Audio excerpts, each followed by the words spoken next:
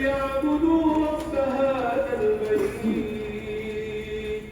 الذي أطعمهم من جوع وآمنهم من خوف. الله سمع الله لمن الله أكبر.